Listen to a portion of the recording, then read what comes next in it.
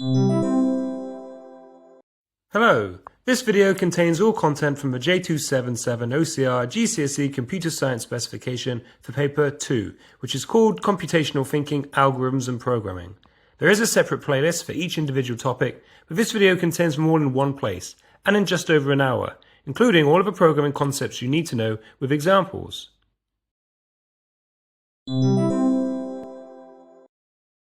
Abstraction is one of the three principles of computational thinking, which are used to solve complex problems. Abstraction is the process of simplifying a problem by ignoring irrelevant data and focusing only on the most important details. Abstraction helps to simplify a complex problem. When programming, abstraction makes it easier to understand, maintain, and reuse code. Inbuilt functions like sort and randint are examples of abstraction. The sort function will sort a list of values, hiding from a programmer the knowledge of how it works or which sorting algorithm is actually being used. Randint generates a random whole number without showing the programmer how, as they don't need to know. This allows them to focus on more important parts of writing the program. An exam question may present a scenario and ask you to consider how abstraction can be used. Here is an example of how 3 different people can use abstraction with a school student database, showing the data each person will focus on and what they can ignore. For example, the teacher needs to know the test scores and grades of their students, but they don't need to know their dietary requirements. Decomposition is one of the 3 principles of computational thinking, which are used to solve complex problems. Decomposition is the act of breaking down complex problems into smaller, more manageable subproblems that are easier to solve. It is easier to understand, debug, and create solutions for several smaller problems than one very large complex problem. Also, working on more manageable subproblems can speed up development. Team members with specific strengths can work on separate subproblems at the same time. Once code for a subproblem is complete, it can be reused in other parts of the program. Video games are an excellent example of how decomposition can be used to break down a very complex problem of creating a level or world in a video game into more manageable components like handling player inputs and managing inventory and player stats. Developers can work to their strengths on individual subproblems, and when all are finished, they can be put together to form a complete solution. Algorithmic thinking is one of the 3 principles of computational thinking, which are used to solve complex problems. Algorithmic thinking is the process of designing a step-by-step plan or set of instructions to solve a problem. Each task is broken down into logical steps that can be followed. There are 3 ways to write an algorithm that you need to know: writing pseudocode, drawing a flowchart, and writing in a high-level programming language like Python or Java. Each of these methods has its own video in section 2.1.2. Pseudocode is a way of writing informal instructions in a code-like format. There's no specific way to write it, but it should be clear and unambiguous so it can be easily translated into any programming language. A flowchart is a visual way of representing the steps in an algorithm using specific shapes. It helps programmers to plan the flow of data for a program and communicate to others how it will work. Programmers use high-level programming languages like Python and Java to write code that is translated into a format the CPU can understand and execute.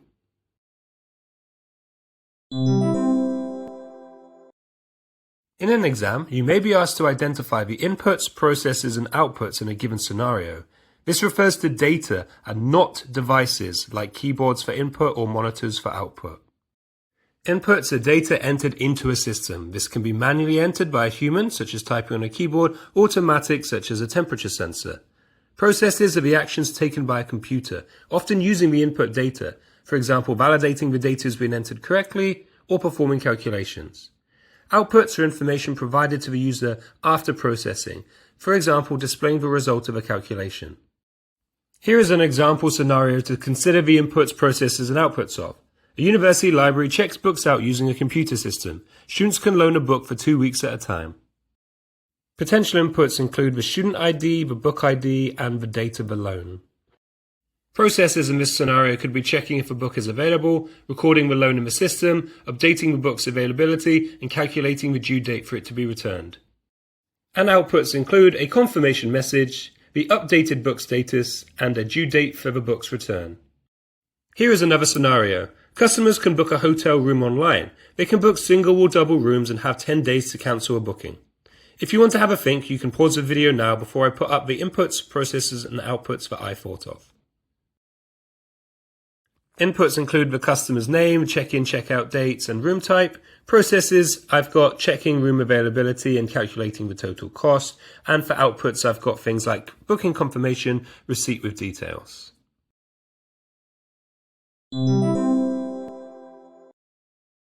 Structure diagrams display the organization or structure of a problem in a visual format, showing its subsections and how they link to other subsections.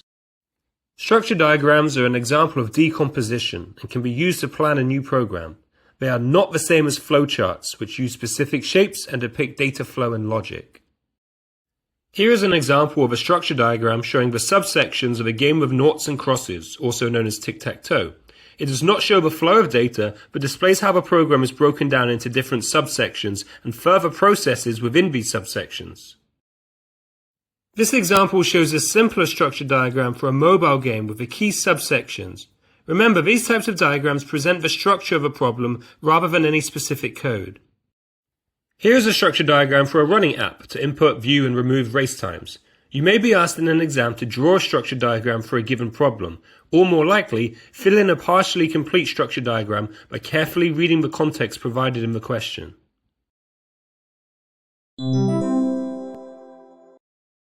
Pseudocode is a way of writing informal instructions in a code-like format. There's no specific way to write it, but it should be clear and unambiguous so it can be easily translated into any programming language. While there isn't a particular way to write pseudocode, it should still be precise enough that programmers can easily turn the algorithm into a high-level language like Python or Java. The problem with the top pseudocode example here is that calculate is too vague and isn't actually a command. The pseudocode should show how the average would be calculated. Pseudocode has no standard formatting, but there are still some general rules that you should know. Input and output lines are separate. Casting is not generally shown when inputting numbers. The command then is used instead of a colon. Brackets are not required when using output. And if statements are closed with end if. For loops will end with next, and while loops will end with end while. Some questions in the exam will ask for an answer in pseudocode. These are generally smaller questions in section A and can also be answered in different ways, including a high-level programming language like Python. For more information about writing code in the exams, see the 2.1.2 video on this topic.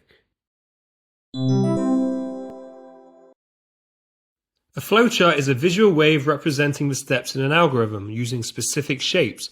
It helps programmers to plan the flow of data through a program and communicate to others how it will work. There are 5 flowchart shapes you need to know. You must use these specific shapes in an exam. Each will be explained in turn. All flowcharts must start and end with a terminal. This shape is also known as a terminator. A parallelogram is used to input and output data. In Python, asking for and inputting a value would be one line of code, but flowcharts separate this into an output and then input. A rectangle represents a process. Examples of processes include assigning a value to a variable, performing a calculation, and randomizing a number within a given range. A diamond represents a decision made with an if statement. The 2 outgoing flow lines are typically labeled with true and false. A rectangle with 2 vertical lines represents a subprogram, which is a function or procedure. Any parameters, for example num or name, are included within the rectangle. When a subprogram is called, it activates a separate flowchart with new terminals. The subprogram's flowchart is followed, and when complete, progress continues from where the subprogram was called. Instead of start, the opening terminal for a subprogram is its name and any parameters. A procedure does not return a value, so it uses a standard end terminal. A function is a type of subprogram that returns a value, so it can be used elsewhere in the program. The ending terminal of a function states the value to be returned. Arrows in a flowchart are called flow lines. All shapes typically have one outgoing flow line, except decisions, which have 2, and the end terminal, which has 0. You may be asked to read a flowchart to understand its purpose or outputs. You may also be asked to finish an incomplete flowchart or to draw one from scratch. This example here inputs and multiplies a number. A for loop can be represented by using a count variable, which can be named anything, and a decision. This example repeats 10 times, printing the numbers 1 to 10. A while loop can be represented with a decision that loops back to a previous part of a flowchart. This example loops while the password input is not 123.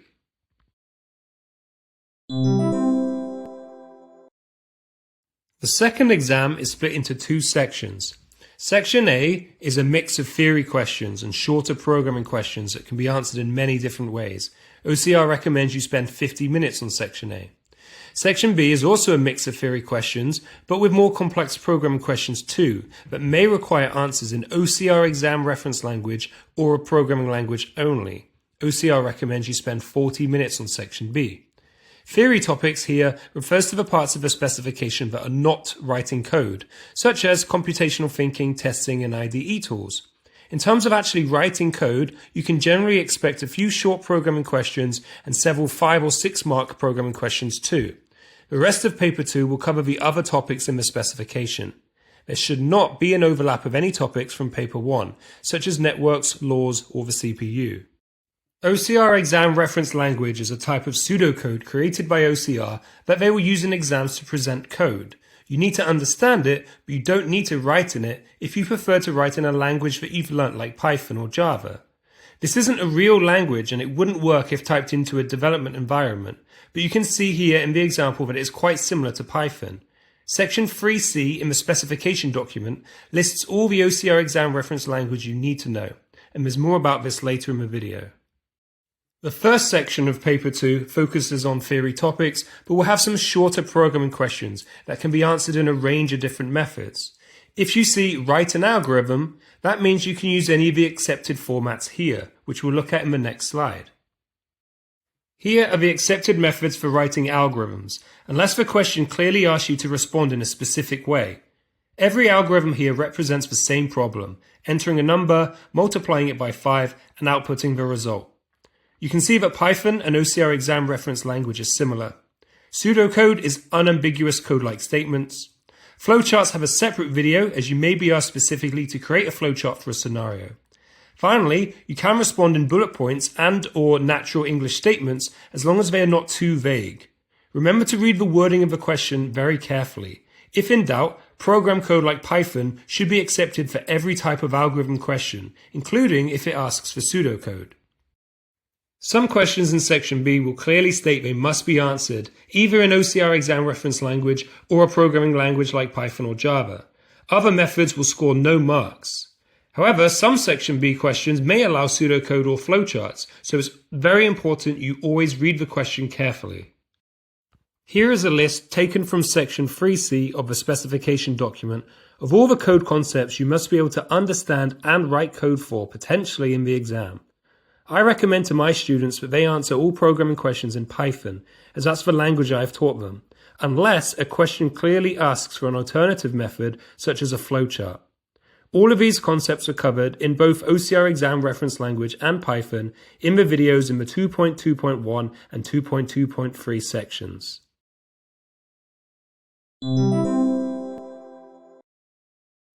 A trace table is used to track the values of variables as they change throughout a program's execution. It helps programmers identify logical errors by showing how data changes step by step. Trace tables are often used manually during dry runs. That's when a programmer goes through the code line by line without running it on a computer. Tracing can be supported by IDE tools for debugging, such as a variable watch or breakpoints. IDE Tools is the final topic of Paper 2. Some general rules for using trace tables include that variable values only need to be shown when they change. Also, when using selection or iteration, it is unlikely that each line will be visited in order. Finally, only printed values will be shown in the output column. The second exam traditionally has one trace table question with a blank table for you to fill in. Usually, the column headers are for the line number, the value of each variable in the extractive code, and any output to be printed. Remember, the code you see will be OCR exam reference language. The biggest difference to real code like Python being that loop ranges are inclusive, so 1 to 3 on line 2 means 1, 2, and 3, not 1 and 2, as it would with Python's exclusive upper range. Starting at the beginning of the code, make your way through and update the values of variables as they change. The for loop is now starting with I beginning at 1. You will have gaps in your trace table, as you only need to update it when a change has been made, although you won't be penalized if you repeat a variable's value, as long as it is the correct current value. No change has actually been made on this line, but a calculation has been performed, so it makes sense to add a new line in the trace table. Next is a command in OCR exam reference language and other types of pseudocode that increases the value of the count, in this case I, by 1, ready for the next iteration through the loop. The loop has returned to the starting condition, which is still valid as I is currently 2. No changes have been made, so there's no need to update the trace table. Be careful with recording your line numbers and don't absent-mindedly keep counting by 1 each time.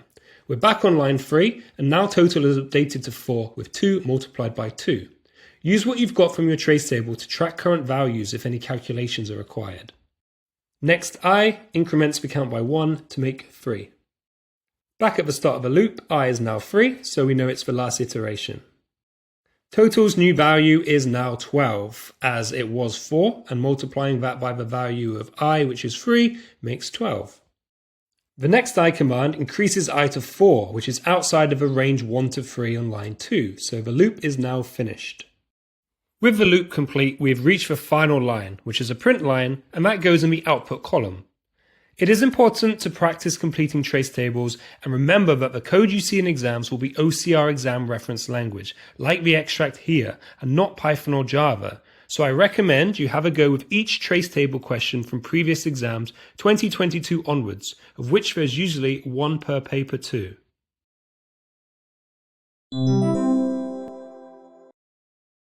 A linear search checks each item in a list one by one from the start. It stops when it finds the target value or reaches the end of a list without finding a match. In this example, the target value is 8. 54 is not equal to 8, so it will move on to look at the value in the next index.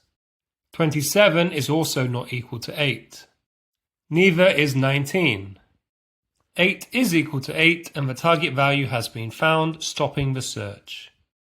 Benefits of a linear search include that they all work on both sorted and unsorted data, unlike a binary search.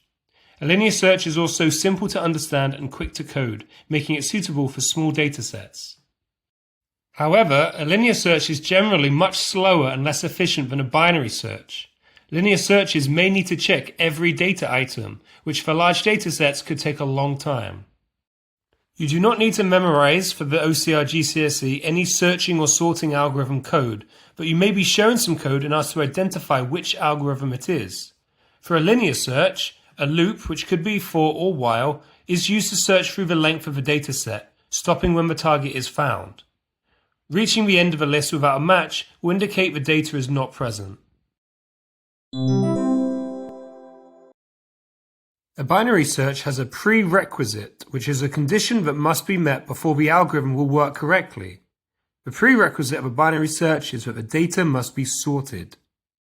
A binary search is an example of a divide and conquer algorithm that repeatedly splits datasets in half to reduce the amount of searching required. A binary search finds the midpoint of the data and compares it to the target value.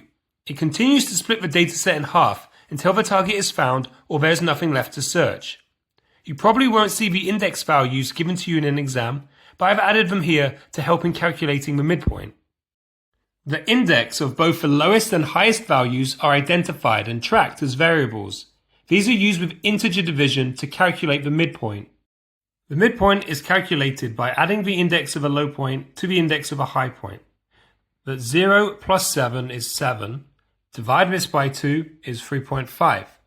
Integer division removes any decimal places after division, and that becomes 3. So the midpoint is 3, which is 22. If that was confusing, a less technical way to work out the midpoint is to count how many values remain and divide this by 2, and then round down if you need to. So here there are 8 values, divide this by 2, and the midpoint will be the 4th value along. The target value is compared to the midpoint, and there are 3 checks that take place. If the target value is less than the midpoint, then you will ignore the upper half of the list. If the target value is more than the midpoint, then you will ignore the lower half of the list. And if the target value is the same as the midpoint, then the target has been found, and the search can stop. In this example, we are searching for 40, and 40 is greater than 22, so the lower half can be ignored as it cannot possibly be located in that half. That is why sorting the list is a necessary prerequisite, so that it isn't accidentally ignored. A new midpoint is calculated every time the list is halved. First, the new low point and high point are identified. The new midpoint is in index 5. That's because the low point, 4, is added to the high point, 7, to make 11. 11 divided by 2 is 5.5, and with integer division, the decimal is removed for just 5. Alternatively, you could see that there are 4 values remaining. Divide this by 2, and you get 2. So the midpoint is the second value along, which is 34. 40 is greater than 34, so the list is split in half again and the lower half is ignored. Identifying the low and high points this time is straightforward, and the midpoint is 6. 6 plus 7 is 13. 13 divided by 2 is 6.5. Integer division will change that to just 6. Alternatively, you can see there are only 2 values left. 2 divided by 2 is 1, so the first value is the midpoint, which is 40. Index 6 is both the low point and the midpoint. The target value and the midpoint are the same, so the search has been successful and 40 has been located in index 6. The main benefit of using a binary search is that it's generally much faster and more efficient than a linear search, especially for large data sets, as it does not need to compare each value sequentially. However, data must be sorted before a binary search can be used, or it may not find a value correctly. Also, it is a slightly more difficult algorithm to write than a linear search. In the OCR GCSE, you do not need to memorize any searching or sorting algorithm code, but you may be shown code and asked to identify which algorithm it is. The 2 main clues for identifying a binary search is that you should be able to spot a midpoint, low point, and high point being calculated. Also, a while loop will be used to repeatedly compare the midpoint to a target value. A bubble sort repeatedly compares adjacent values and swaps them if they are in the wrong order. A bubble sort uses a flag, which is a Boolean variable, to track if a swap has been made in the current pass through the list. The sort finishes when a pass is completed with no swaps being made. That would be the flag staying false. Let's look at how a bubble sort works on this set of data to sort it into ascending numerical order. Adjacent pairs are compared and swapped if they are not in the correct order. 8 and 12 have been swapped because 12 is larger than 8. When a swap occurs, the flag is changed to true. This is used at the end of a pass to check if another pass is required or if the list is sorted. The next 2 values are compared. Be careful not to accidentally skip ahead. For example, checking 7 and 16 instead of 12 and 7. 7 and 12 are swapped over. The flag remains true after the first swap of the pass until the end of that pass. The next 2 values, 12 and 16, are compared. These are in the correct order, so no swap is required. 16 and 10 are compared and need to be swapped. The final comparison of the first pass is 16 and 11, which requires a swap. At the end of the first pass, it is guaranteed that the largest value will be sorted to the end of the list. The flag is checked at the end of each pass. If it is true, it means at least one swap occurred during that pass, so the list may still be unsorted and another pass is required. If no swaps occurred, and if a flag is false, then the list is sorted. If you are asked to show how a bubble sort works on a given set of data, and that can be numerical or alphabetical in an exam, you don't need to show every individual comparison. Each swap is recommended, or at least showing each pass. At the start of each new pass, the flag is reset to false, and the comparisons begin again from the first pair of values. 8 and 7 are compared and need to be swapped.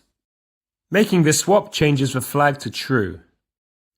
No swap is necessary for 8 and 12, but 12 and 10 are in the incorrect order and need to be swapped. And 12 and 11 also require swapping. The final comparison of pass 2, 12 and 16 does not require a swap in this example. We can see that this list is now sorted because it's a very small data set of only 6 values. However, because the flag is true, the algorithm must start again for one final pass to ensure it is fully sorted. A bubble sort algorithm only stops when the flag is false at the end of a pass, confirming that no further swaps are required and the list is sorted. The flag is reset to false and each pair is compared in turn. In this pass, no swaps are required.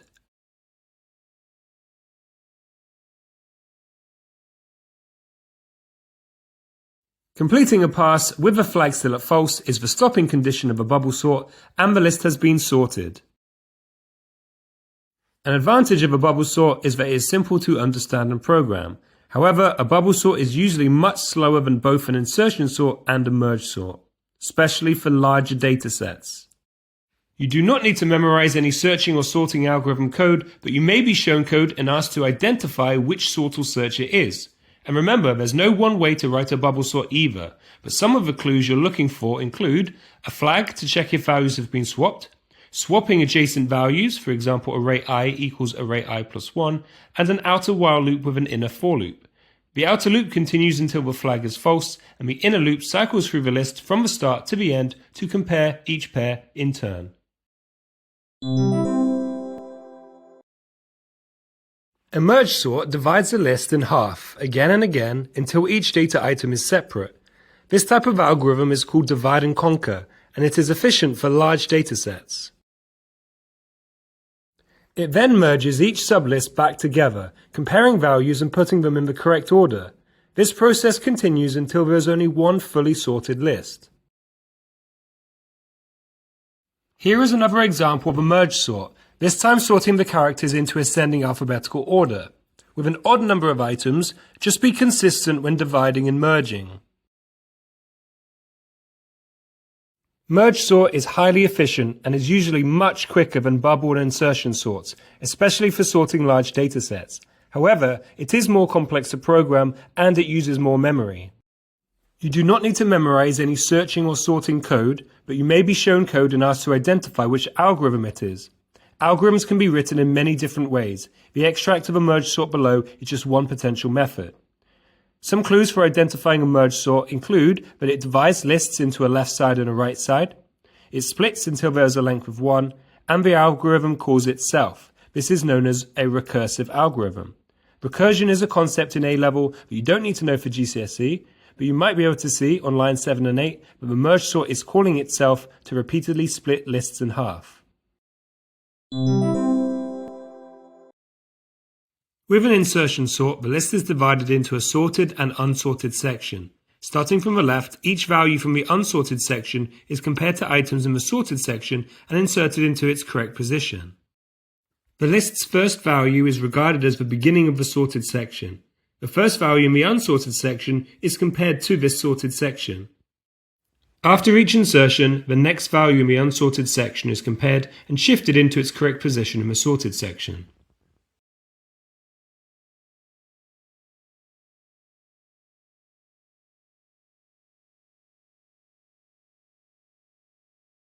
An insertion sort is efficient for small data sets and usually faster than a bubble sort, but it becomes slow for large lists compared to more advanced algorithms like a merge sort. You do not need to memorize any searching or sorting code, but you may be shown some code and asked to identify which algorithm it is. Remember that algorithms can be written in many different ways, so the extract here is just one potential method. Some of the clues of identifying an insertion sort include an outer for loop to iterate through each value, an inner while loop to find the next unsorted value's correct position, and it moving backwards to find the correct position. You can see on lines 5 and 8 that the variable decreases by 1. This is in contrast to a bubble sort where it will move from the left to the right through the list of values. You must be able to read OCR exam reference language, as this is how code will be presented in the exam. You also need to have experience writing in a high-level programming language such as Python or Java. Let's look at comments, variables, and input and output. We'll also cover constants and casting. A comment is not printed when a program runs. It can be used to describe a purpose of code and is helpful for working in teams. OCR ERL uses 2 forward slashes, whereas Python uses a hash. A variable is a named memory location that stores data that can be changed as a program is being executed. A constant is a named value that cannot change as a program is being executed. A single equals is used to assign a value to a variable. The variable name, known as the identifier, is written first and then the value. Strings, which are a collection of letters, numbers, and/or symbols, require speech marks. Integers, which are whole numbers, and real or float values, which are decimal numbers, do not use speech marks. The available variable in this example is Boolean, which is true or false with a capital letter. A constant cannot change in value as a program is being executed. Python does not use constants. The const command denotes a constant is being used in OCR ERL. For Python, you could use a variable to act like a constant and just not change it. The input command allows the user to enter data. OCR ERL does not require casting into different data types. With Python, data is automatically input as a string. If you require the data to be treated differently, such as performing a calculation on a number, you will need to cast it into a different data type. Int is to convert it into an integer, float is for a decimal number, and bool is for a Boolean value. str also exists to convert a value into a string. The print command outputs the contents of the brackets. Speech marks are used for strings. A comma or a plus sign breaks up a sentence. A comma adds a space between parts of a sentence when printed, and the plus sign does not. Using a plus sign is called concatenation. See the string handling video for more information about this. There are three basic programming constructs to control the flow of a program. First of all is sequence. In a sequence, each instruction is executed one after the other in a logical order. Sequencing is important to ensure that programs work and output data as expected. The second example here would give an error, as total cannot be printed on line 3 if it is not assigned a value until line 4.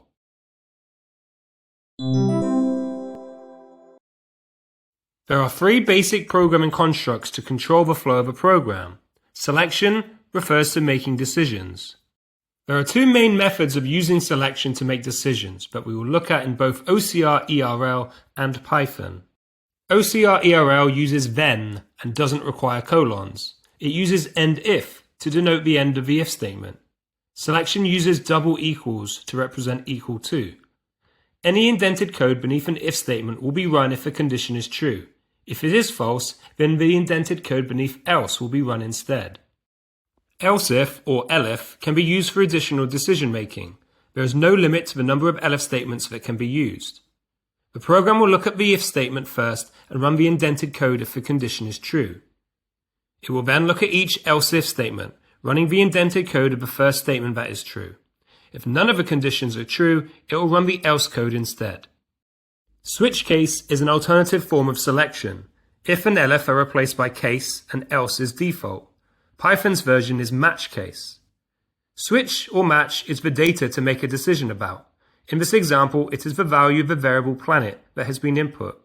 Each case is compared to the switch in turn, and it will run the indented code of the first that is true. If no cases are correct, default will run instead.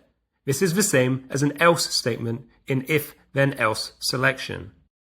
An if statement inside of another if statement is called a nested if. In this example, if num1 is more than 10, a second number is input. Another if statement is used within the original if statement to see if a second number is also greater than 10. Nested ifs can be confusing to write, so make sure any corresponding if, elif, and else statements are indented so that they align vertically. There are three basic programming constructs to control the flow of a program. Iteration is when code is repeated through the use of a loop. There are three types of loop that you need to know, although only two of these can actually be used in Python.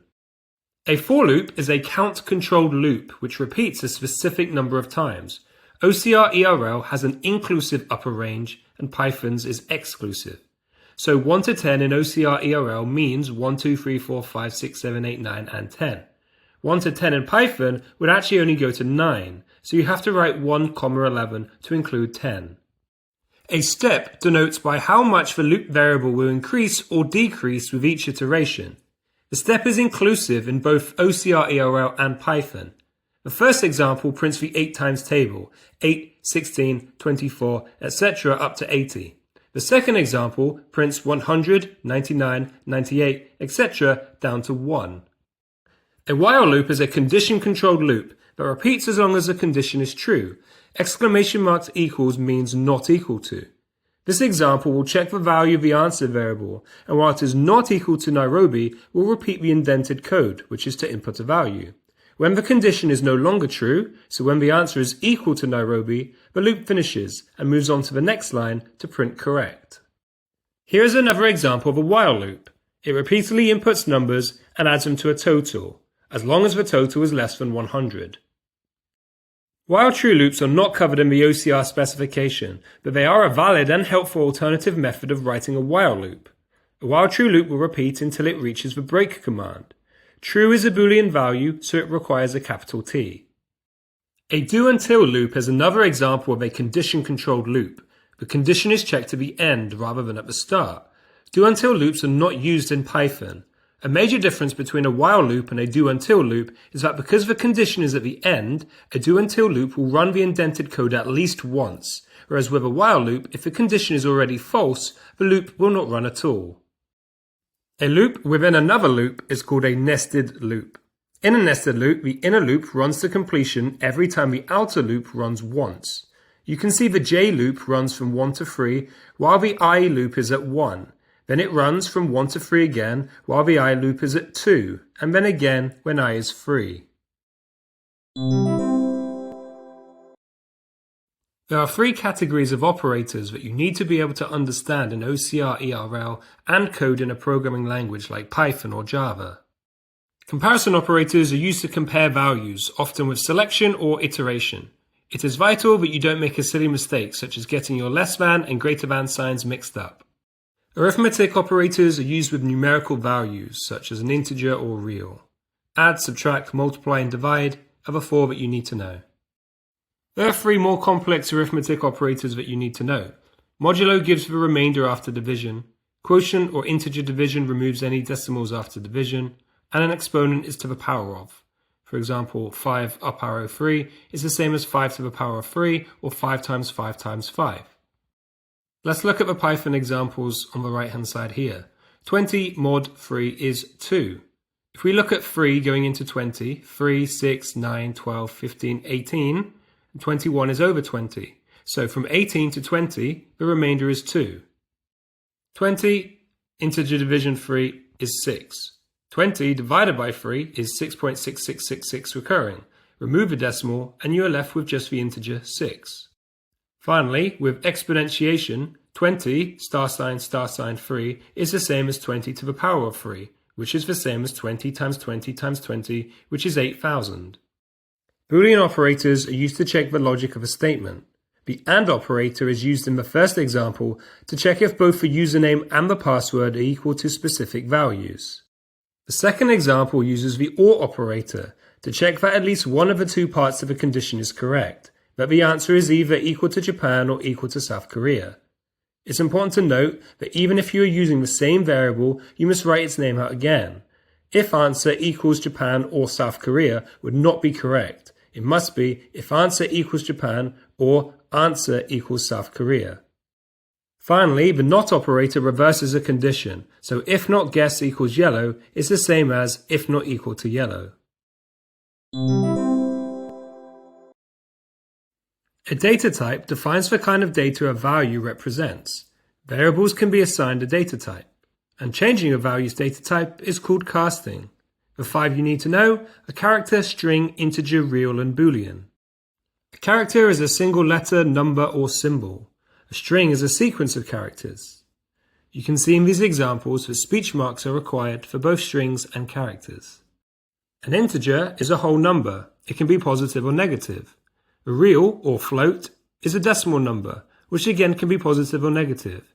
Integers and reals do not need speech marks when written in a programming language.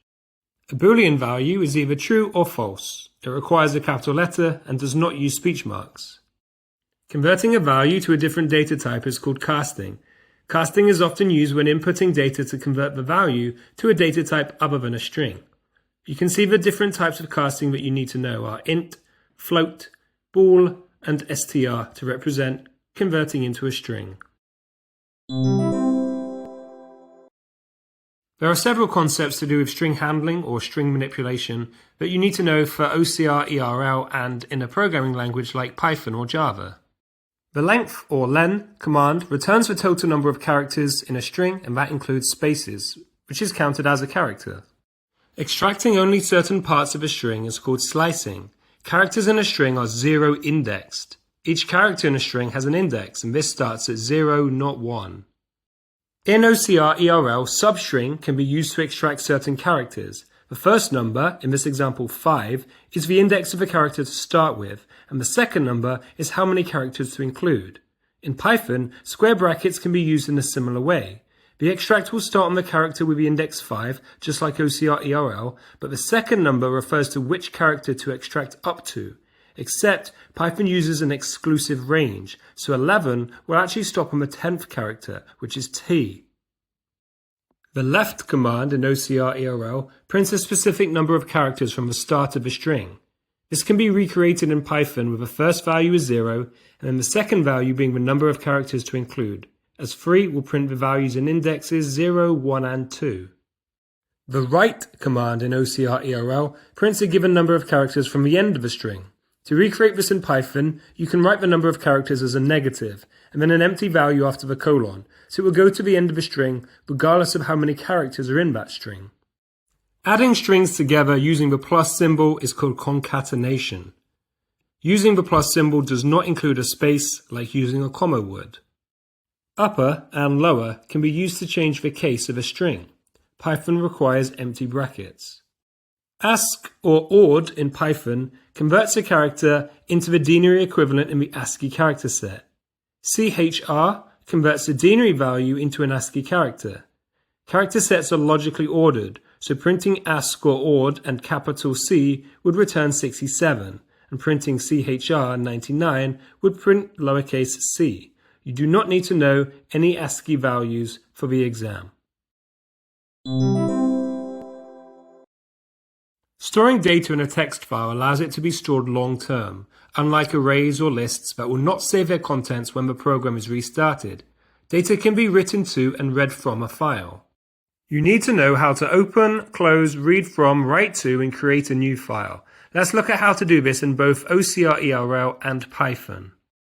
A file must be opened before it can be used. Python requires the name of a file and then the open mode, and that is R to read, W to overwrite, and A to append to the end of a file. In OCR ERL, there is no open mode, and when you use the write-line command, you can presume the data would be added to the end of a file. Students often forget to write code to close a file in an exam and may drop a mark. The OCR ERL pseudocode above uses a while loop to print each line of a file until the end of a file is reached. Python doesn't have this command, but a for loop can be used to print each line. With Python, the open mode is R for reading. In OCR ERL, the new file function creates a new file. This will still need to be opened. In Python, the open command can be used to create a new file if a file of that name does not exist in the location where the Python file is saved. This will work for either the W or A open modes.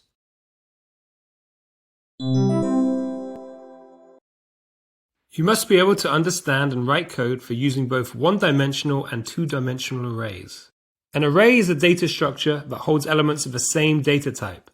Arrays are always zero-based, and they are static, meaning they have a fixed size that cannot change as the program is running. In OCR ERL, the array command will create a new array. Square brackets are used for arrays and lists. For example, array names4 represents a new array called names with 4 items. Python does not use arrays, but lists can be used in a similar way. Lists are not static and can use different data types, but they are still zero-indexed. An element in an array or list can be printed using its index, so print numbers 4 will print 55. The value of an element can be changed using equals, so numbers 1 equals 13 will change the value in location 1 from 12 to 13. Here are two methods of printing each element in a one-dimensional array. The first, if you know the number of values in the array, and the second, more simply, cycling through each item. Name is just a count of each item and could have any identifier such as I. The search for a match code uses a for loop and the index number to compare each item in the array to a specific value. A two-dimensional array is composed of rows and columns. A 2D array can be used to represent a database table, which is a collection of fields and records. 2D arrays use two numbers for each element's index. The first number refers to the row, the second number refers to the column. So array numbers 4, 6 means that you have 4 rows, 0 to 3, and 6 columns, indexed 0 to 5. OCR ERL uses the row and column index within a single square bracket, whereas Python uses separate brackets, one for the row and one for the column. Print numbers 2, 4 would output 50. Numbers 3, 1 equals 32 would change 73 to 32. To print a specific row, the first square bracket, which represents a row, is locked at a certain value, such as 0, and the second bracket uses the loop number. So this would print numbers 0, 0 the first time, which is 56. Then it would print 0, 1, which is 12. Then 0, 2 for 93, 0, 3 for 74, 0, 4 for 55, and 0, 5 for 16, printing the entire first row in the 2D array. A similar concept is used to print a specific column. The row bracket uses the loop number, and the column bracket is given the column to lock. So, printing I5 would print 0, 5 for 16, 1, 5 for 32, 2, 5 for 82, and 3, 5 for 66. The using selection example goes through a row with an index of 2 and checks for values that are greater than 50. So it would print the numbers 79, 51, and 82.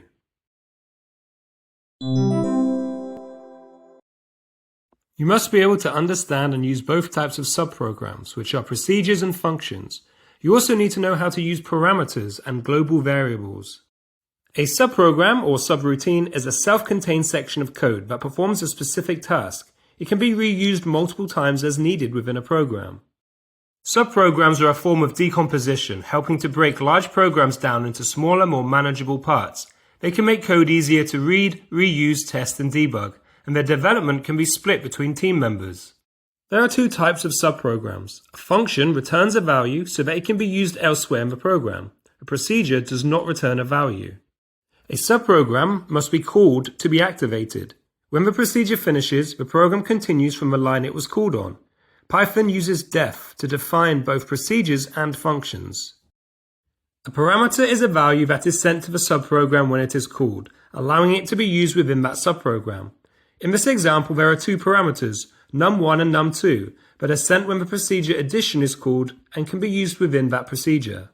A function uses the command return to send a value back to the line on which the subprogram was called.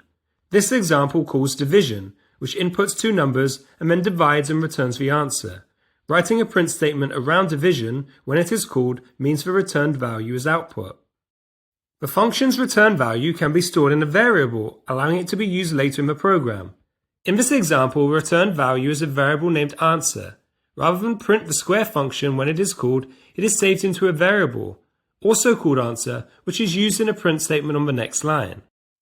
There are 2 types of variables that you need to know. A local variable is declared inside a subprogram and can only be used within that subprogram. A global variable is declared outside of all subprograms and can be used anywhere in the whole program. Local variables use less memory because they are only created when their subprogram is called, and when the subprogram ends, they are removed. Global variables stay in memory the entire time the program runs, which uses more memory but is useful for important data. If you've been following this video series in order, generating random numbers is now the last code concept that you need to know. The range of random numbers is inclusive for both OCR ERL and Python. Python requires the randint command to be imported from the random library before it can be used. A real or float is a decimal number. Python can use uniform from the random library. The ranges, again, are inclusive. These examples show that a random number can be generated and printed directly without using a variable. In databases, a record is a collection of related data fields stored together as a single unit. Each record represents one item or entry, for example, a customer or product within a table. Records are rows in a database and fields are columns. Each field is made up of the same data type, such as an integer for age. Because records have multiple fields, they can have multiple data types. Structured query language, SQL, or sometimes called SQL, is used to manipulate data in a database with specific commands. It can be used in many ways, such as inserting, removing, and updating data, but the OCR GCSE course just requires you to know how to use SQL to search for data using the commands select, from, and where. Select identifies the field names to be included in the search. From is the name of the table to search through, and where is the search criteria. In this example, the name and species fields have been selected from the animals table where name is equal to Max. And or can be used with the where command to further refine the search criteria. The star symbol can be used with select to identify all fields in the table. In this example, all fields have been selected, that's name, species, and age, from the animals table where the species is dog or the age is less than 4. Here are some common SQL mistakes that you want to avoid. Firstly, fields must be separated by commas when using select. Secondly, you've got to make sure that the capital letters match the field and table names shown for you. And you have to use a single equals for equal to, not a double equals like you would for selection in Python. Also, you must repeat the field name after an operator. For example, where age is greater than 1 and less than 5 is not correct. It must be where age is greater than 1 and age less than 5. To ensure that a program is secure and robust, meaning it is able to handle all likely input values, programmers use these techniques, known collectively as defensive design. Developers must plan ahead to take steps against potential misuse of their program or system, for example, putting measures in place to stop a user from accidentally breaking a program or hacking into a system. Authentication ensures only authorized users can gain access to a system. Common methods include usernames and passwords, biometric recognition, and two-factor authentication, for example, requiring a password and then a PIN code which might be sent to a phone. Input sanitization means to clean up data that has been input, removing invalid or special characters. It may remove accidental spaces or speech marks and can also prevent SQL injections by removing any SQL commands. Validation is used to check whether the data that has been input follows specific criteria and should be accepted. You can learn more about validation checks in the next video in this series. Maintainability refers to allowing other programmers to understand the code, for example using comments, indentation, and meaningful variable names. You can learn more about maintainability in the video after the next video in this series. Validation is used to check whether the data that has been input follows specific criteria and should be accepted. There are 6 types of validation check we're going to look at. A range check checks that numerical data is within a given range. In this example, only people who are 14, 15 or 16 years old, that's year 10 to 11, can sign up for a basketball tournament. So 15 would be accepted, 13 and 17 would not, and 14 would be accepted in this range check. A type check checks that the data is a certain data type. In this example, the shoe size has to be an integer. So 7 is accepted because it's a whole number, but SEVEN is a string, so it's not accepted. 10 is accepted, but 8.0 is a real or float value, so it is not accepted. A length check checks the number of characters in the data.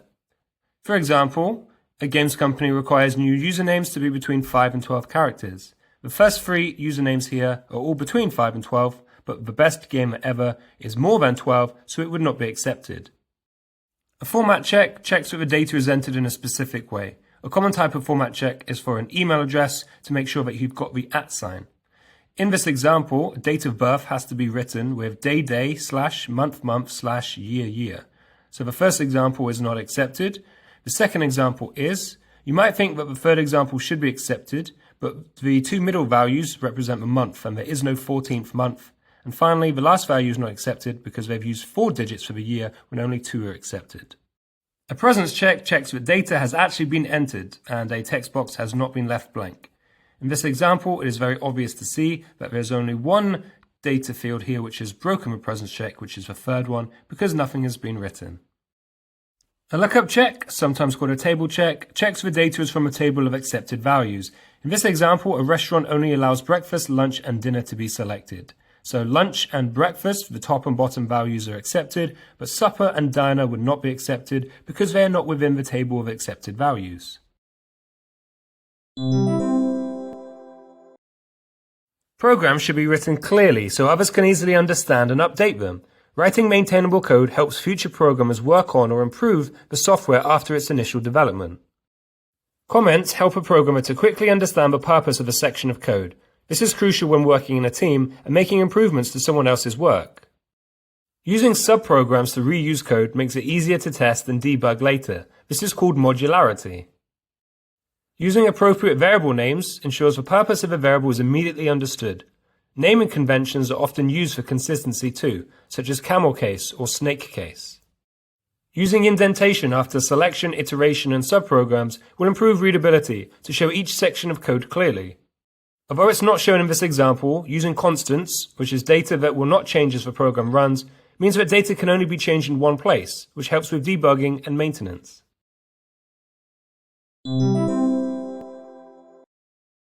Testing is done to ensure a program works for any input that is entered. It also checks the program meets the user requirements, works as intended, doesn't crash, and it can help identify errors to fix. There are two main types of testing. Iterative testing takes place during development. The programmer will write a module or subprogram and test it. Each module is refined and retested until it works as expected. Final, also known as terminal, testing occurs after development, once all subprograms have been individually tested through iterative testing. It checks that the program as a whole works as expected. A syntax error is when the grammatical rules of a programming language are broken. A syntax error is detected by a translator, preventing the program from being executed. Here are two examples: a spelling mistake and incorrect use of punctuation. A logic error results in an incorrect output or an unexpected result. The program contains an error, but it still runs and shouldn't crash. Two examples are an incorrect calculation and an incorrect use of an operator. Test data is used to test whether a program is functioning correctly. It should cover a range of possible and incorrect inputs, each designed to prove a program works or to highlight any flaws. In this example, we're going to look at the number of hours that somebody revised for the previous day.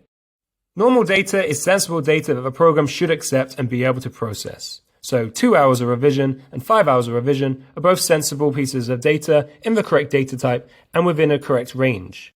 Boundary data is at the extreme boundary of any data range, and it should be accepted. So 0 hours of revision and 24 hours of revision are both technically possible. Invalid data is of the correct data type but outside of a valid range, and it should not be accepted. So 25 hours is impossible in a single day, as is -1 hour. Erroneous data cannot be processed because it is of the wrong data type and should not be accepted. So ONE is not an integer, it is a string, and 1.5 is a float or real value.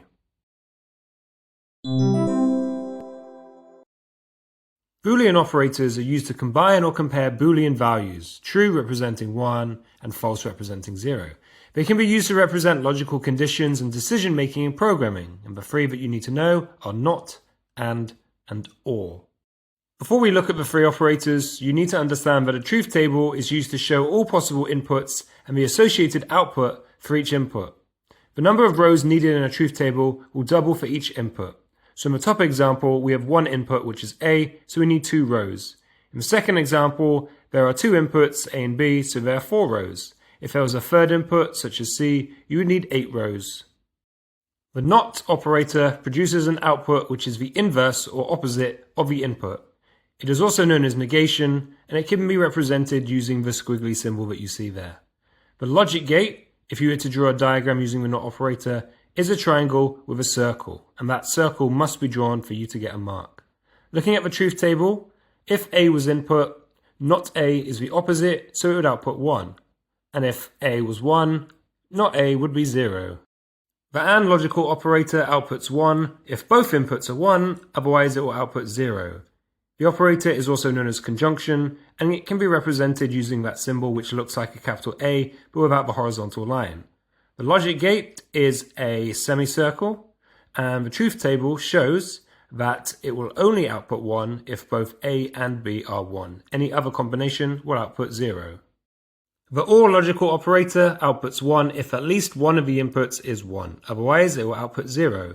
It is also known as disjunction, and it can be represented using the upside down AND symbol. The logic gate kind of looks like an arrowhead, and the truth table shows that if there is at least 1 in either input, then it will output 1. So the only time it will output 0 is if both inputs are also 0. Let's have a go at completing a complex truth table to try and work out what A and not A or B would look like when represented. There are two inputs, A and B, so we need to start by filling in the four different combinations, 0, 0, 0, 1, 1, 0, and 1, 1.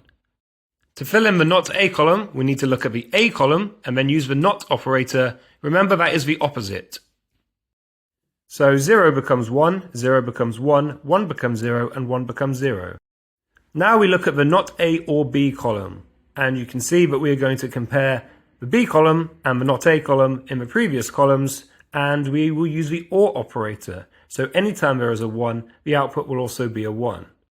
So 0 or 1 is 1, 1 or 1 is 1, 0 or 0 is 0, and 1 or 0 is 1. Finally, we can now look at the A and not A or B column, because there are brackets around not A or B that are telling you that that is a previous column to look at, and we're going to compare that with the first column, which is A, and use the AND operator between them. The AND operator will only output 1 if both inputs are 1. So 0 and 1 is 0, 0 and 1 is 0, 1 and 0 is 0, 1 and 1 is 1. And now the truth table is done. What at first looked kind of scary was okay once you decompose the problem and just completed it column by column. Here is a reminder from a previous video of the logic gates for the three Boolean operators that you need to know. Now we are going to use these operators to draw some logic gate diagrams. Here is a scenario. To have dessert, you must have eaten your vegetables and washed your plate. A represents having dessert, B represents eating your vegetables, and C represents washing your plate. This expression can be represented as A equals B and C. You can only have dessert once you have done both B and C. You've eaten your vegetables and you've washed your plate. To represent this in a logic gate diagram, we need the AND operator's logic gate, and we've got our two inputs, B and C, going into it, and our single output having the dessert A coming out from it. Here is another scenario. A sprinkler system activates if it is hot and dry, or if the safety switch is turned off. A represents it being hot, B represents it being dry, C represents the safety switch is on, and D represents the sprinkler is activated. In an exam, you can use the words and or not, or you can use the symbols as well. To show the logic expression here, I have showed the symbols, because otherwise writing it out would take up way too much room. So let's look at this. The sprinkler is only going to be activated if it is both hot and dry, or the safety switch is off. So C represents the safety switch being on, so we need to use not C to represent the safety switch being off. And this is what the logic gate diagram would look like. A and B, or not C, is equal to D.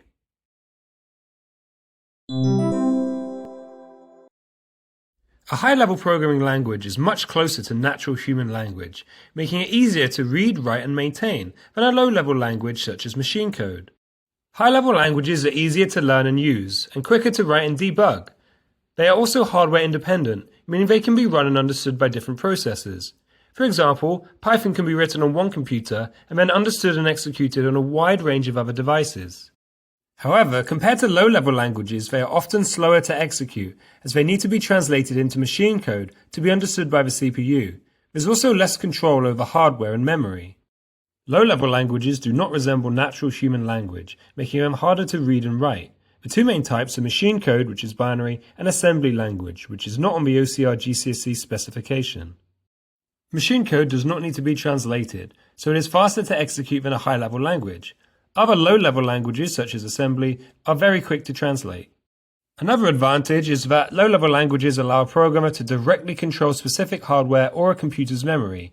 They can be optimized to use shorter code and take up less memory. However, low-level languages are more difficult for humans to read and write, making development slower and more prone to errors. They are also hardware dependent, meaning code written for one processor may not work on another system. A translator converts one language into another. Most often, data is translated into machine code, as that is the only format the CPU can understand and execute directly. The two types of translators that convert high-level languages such as Python or Java into machine code are interpreters and compilers. An interpreter translates and executes code line by line, whereas a compiler translates code in one go to produce optimized machine code. With interpreters, the program will need to be reinterpreted by the user every time it is run. However, compilers produce an executable file, so it does not need to be recompiled again each time it needs to be run. It is slower to execute interpreted code than compiled code, and the interpreter must be installed on the user's computer. The compiler does not need to be installed by the user for the code to run. This means that the end user cannot see the source code, which is good for security.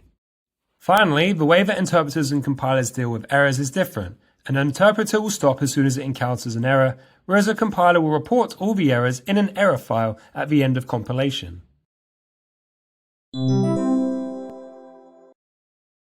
An integrated development environment, or IDE, provides programmers with many tools for creating, editing, debugging, and running programs. An editor allows high-level program code to be entered and edited. It often contains additional helpful facilities such as automatic line numbering, automatic formatting, color coding, and statement completion. There are many different error diagnostic tools, such as a debugger, that are used to display information about an error when it occurs, such as the line it occurred on and the error type, such as syntax. A runtime environment enables program code to be executed on a computer system. It allows data to be input and output, it manages memory, and can also report errors. Translators convert the high-level language code the programmer has typed, known as source code, into machine code so it can be processed and executed by the CPU. The previous 4 IDE tools are listed in the OCR GCSE specification, but many other tools exist. For example, a breakpoint. This is when a specific line is selected and the program pauses once it reaches it. Variable values can then be shown at that point. And a variable watch. This shows the value of specific variables as the program runs, helping to track changes and spot logical errors. IDE Tools was the final topic. I hope you found this video useful and good luck in your exam.